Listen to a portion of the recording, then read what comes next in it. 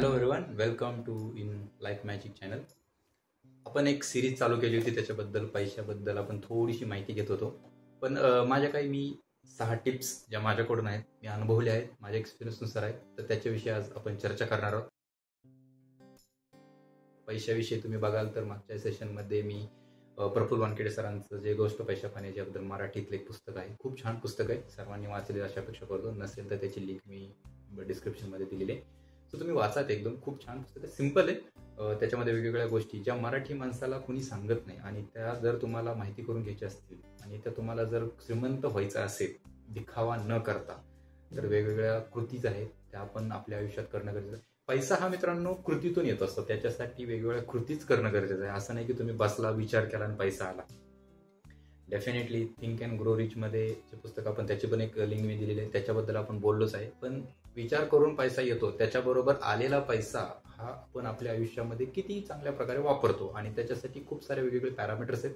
तर बेसिकली एक 5 ते 6 पॅरामीटर्स मी इथं सांगतो मित्रांनो. पहिली गोष्ट आहे की तुम्ही डेफिनेटली विचार करा आणि पैसा कमवा, म्हणजे आपली जी काही कृती. सो डेफिनेटली मित्रांनो, मी काही 6 टिप्स इथं तुम्हाला शेअर करणार आहे. त्यातली पहिली टिप्समध्ये मित्रांनो, सतत शिकत राहा.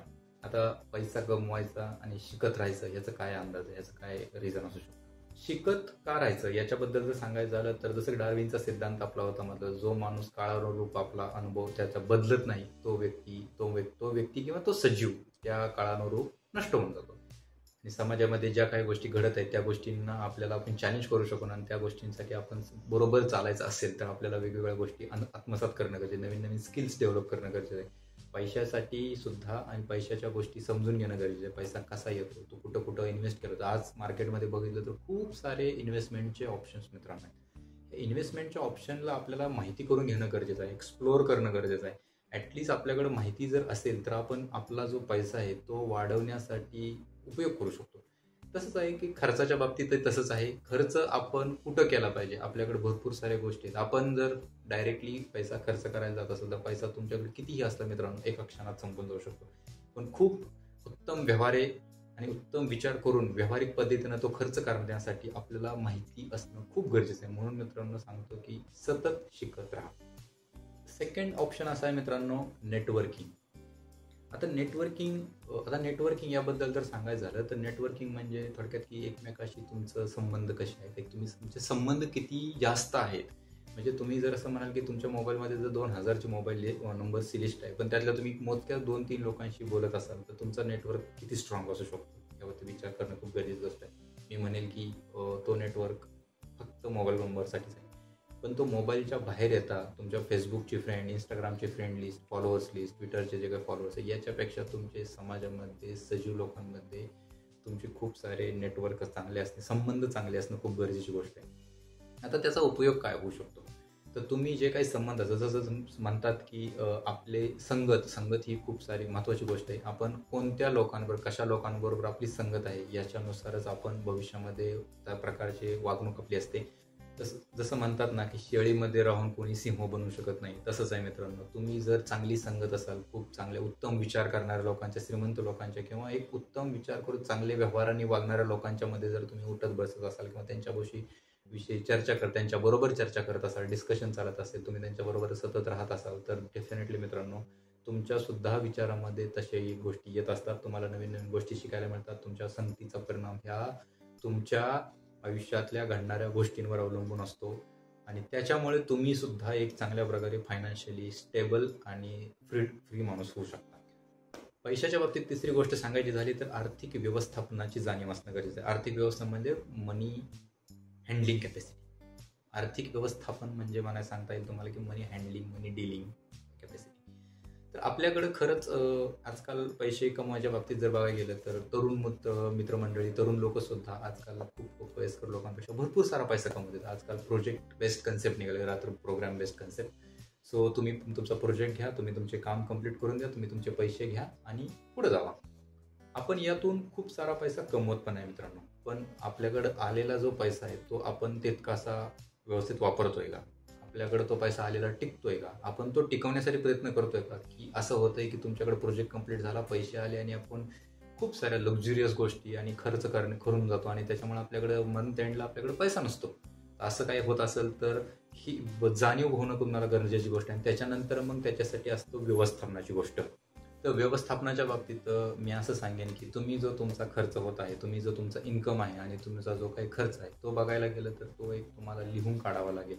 म्हणजे एकदम बेसिक जी ओल्ड इज गोल्ड म्हणतात आणि ओल्ड पद्धतीमध्ये ह्या गोष्टी असतात की प्रत्येक व्यक्ती त्याचा खर्च लिहून काढत असतो. जी गोष्ट तुम्ही मोजता येऊ शकते ती तुम्हाला कंट्रोल करता येऊ शकते.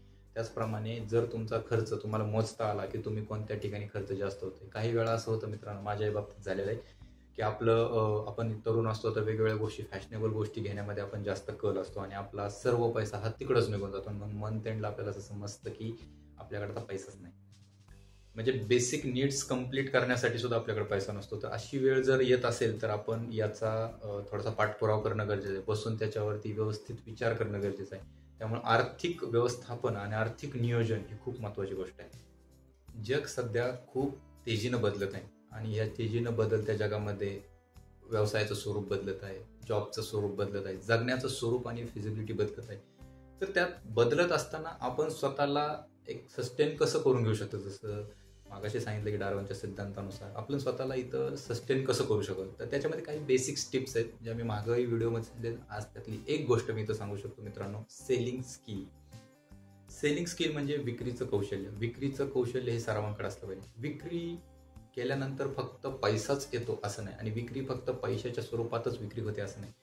आपला आचरण, आपलं विचार, आपले वागणं आणि आपल्याकडे जे काही चांगल्या पद्धतीचं आहे, जे आपण तुम्ही मार्केटला देऊ शकता, ही सर्व गोष्टी ह्या विक्री अंडर येतात. आणि ज्या वेळेस आपण विक्री करतो तर त्याच्या बदल्यात कोणतीही गोष्ट तुम्ही विका, ज्या गोष्टी तुम्ही करता त्याच्या बदल्यात जर तुम्हाला काही रिफंड किंवा रिटर्न्स मधून मिळत असेल तर त्या गोष्टी सगळ्या विक्रीच्या अंडर येतात. जसं मी तुम्हाला सांगितलं की आज प्रोजेक्ट बेस्ड कन्सेप्ट आहेत आणि मार्केटमध्ये प्रत्येक प्रोजेक्टसाठी खूप साऱ्या लोकांकडे शिक्षित आहे, खूप सारे इंजिनियर्स आहेत, MBA झालेले आहेत, लॉयर्स, डॉक्टर्स भरपूर सारे आहेत. आपल्याकडं असं वेगळं काय आहे ते जगाला समजून सांगितलं. म्हणतात ना, न बोलणाऱ्याचे तांदूळ विकले जात नाहीत, पण बोलणाऱ्याचे लोखंड सुद्धा विकलं जाईल. तर तुम्हाला ते बोलता आलं पाहिजे, तुम्हाला ते लोकांना समजून सांगता आलं पाहिजे. तुमच्याकडे अशी स्पेशालिस्टी काय आहे जी लोकांच्या कामाची गोष्ट असू शकते. तर नवीन नवीन गोष्टी आपल्याला शिकत राहिलं पाहिजे. जे तो आपला पहिलाच पॉईंट होता. त्या गोष्टी शिकल्यानंतर त्या व्यवस्थित पद्धतीने लोकांना सांगता आल्या पाहिजेत आणि सांगितल्यानंतर त्याच्यावरती उत्तमरित्या काम केलं पाहिजे. खूप हार्डवर्क करावं लागतं मित्रांनो अशा गोष्टींमध्ये. सो विक्री कौशल्य ही अशी गोष्ट आहे जी तुम्हाला डेव्हलप करणं गरजेचं आहे आणि काळानुरूप तुम्हाला जर सस्टेन राहायचं असेल मार्केटमध्ये तर विक्रीचं कौशल्य मित्रांनो आजच तुम्ही तुमच्यामध्ये अवलंबून घेणं गरजेची गोष्ट आहे. तर पुढची गोष्ट आहे मित्रांनो, संयम आणि सातत्य म्हणजे पेशन्स अँड कंटिन्युटी. ही अशी एक गोष्ट आहे की जी प्रत्येक क्षेत्रामध्ये प्रत्येक व्यक्तीला ह्या स्किलबद्दल माहीत असणं गरजेचं. ही खूप सॉफ्ट स्किल आहे, पण ह्या गोष्टीचं प्रत्येकाला माहीत असणं गरजेचं आहे. बऱ्याच वेळा लोकांकडं पेशन्स खूप कमी असतात, कंटिन्युटी नसते आणि अशा व्यक्तींना रिस्पॉन्स आणि रिझल्ट मिळतो देखील, पण तो रिझल्ट हा तात्पुरता असतो. तो लॉंग टर्ममध्ये आणि मोठा बिलकुल नाही मिळत. आयुष्य एक खूप मोठी रेस आहे आणि आपल्याला ह्या रेसमध्ये जर लॉंग टर्ममध्ये सस्टेन राहायचं असेल तर आपल्याकडं पेशन्स खूप असणं गरजेचं आहे. आणि जर अशा संयम आणि कंटिन्युटी आपल्याकडे असेल तर याच्यामुळं आपण एक उत्तम जीवन जगू शकतो. तर बऱ्याच वेळा असं होतं की आपण गोष्टी करायला तर जातो खरं, पण त्या गोष्टी आपल्याकडनं होत नाहीत आणि मग त्या आपण सोडून देतो मध्येच गोष्टी. त्या सोडून दिलेल्या गोष्टी यांच्यासाठी आपल्याकडे संयम असणं खूप गरजेचं आहे. काही वेळा गोष्टी कोणती ते म्हणतात ना, Rome is not a build in a single day. चांगल्या गोष्टी करण्यासाठी आपल्याला खूप वेळ लागतो आणि त्यांच्यासाठी आपल्याकडे कंटिन्युटी आणि पेशन्स या दोन गोष्टी असणं गरजेचं आहे मित्रांनो. ह्या गोष्टी तुम्ही डेव्हलप करणं खरं खूप गरजेचं आहे. ह्या एका दिवसात डेव्हलप होणार नाहीत. याच्यासाठी तुम्हाला एक्सरसाइज, प्रॅक्टिस ह्या वेगवेगळ्या गोष्टी कराव्या लागतील आणि त्या गोष्टी तुम्हाला इम्प्लिमेंट केल्या की कालानुरूप 2, 3, 4 महिन्यात तुम्हाला ऑब्झर्व होईल की तुमच्याकडे पेशन्स हळूहळू वाढत चाललेले आहेत. तुमच्याकडे तुमची कंटिन्युअली कोणतीही गोष्ट करण्याची तयारी आणि जिद्द चिकाटी आहे ती तुमच्याकडे आहे. तर असं हळूहळू करत गेलं तर पैशाच्या बाबतीत देखील हीच गोष्ट इम्प्लिमेंट करावी लागेल. पैसा हा एका दिवशी येतो, दुसऱ्या दिवशी येत नाही, तिसऱ्या दिवशी कदाचित पुन्हा येईल. आजच्या धकाधकीच्या जीवनामध्ये ह्या गोष्टी खूप ऑब्झर्व झालेल्या आहेत. पण त्यामुळे हळूहळू पैसा कमवायला लागतील. हळूहळू पेशन्सली, संयमाने देखील पैशाला कमवावं लागतं. संयमाने आणि कंटिन्युटीने आपल्याला तो पैसा चिकाटीने धरून ठेवावा लागेल. तो धरून ठेवलेला पैसा वेगवेगळ्या चांगल्या ऑप्शन्समध्ये इन्व्हेस्ट करावा लागेल आणि तिथून आपल्याला आपला पैसा डबल, ट्रिपल ग्रो करण्यासाठी आपण वापरू शकतो. पैशाच्या बाबतीत पैशाच्याच नाही असू शकत, पैशाबरोबर इतरही सर्वांच्या बाबतीत मला एक असं आहे की माझं रेडी फॉर चेंज म्हणजे बदलासाठी तयार असणं. तर समाज आता खूप फास्टरित्या बदलत आहे. त्यासाठी आपल्याला वेगवेगळे जे काही बेसिक वरच्या 5 टिप्स आहेत ह्या खूप महत्त्वाच्या गोष्टी आहेत. परंतु या 5 टिप बरोबर समाजामध्ये होणारे बदल, या बदलासाठी रेडी असणं आपण गरजेची गोष्ट आहे. कधी तुम्ही बघत असाल मार्केटमध्ये 2020च्या नंतर बऱ्यापैकी कोविडनंतर सिच्युएशन बदललेली आहे. इन्फ्लेशन वाढत आहे, टॅक्सेशन वाढत आहे, लोकांची कमवण्याची कुवत आणि कॅपॅसिटी वाढलेली आहे, पण बरं पॅरलली खर्च देखील तितक्याच प्रमाणात वाढत आहे मित्रांनो. तर आपल्याला अशा वेळेत हे जे बदल होत असतात ह्या बदलांसाठी आधीच स्वतःला रेडी करून ठेवणं ही गरजेची गोष्ट आहे.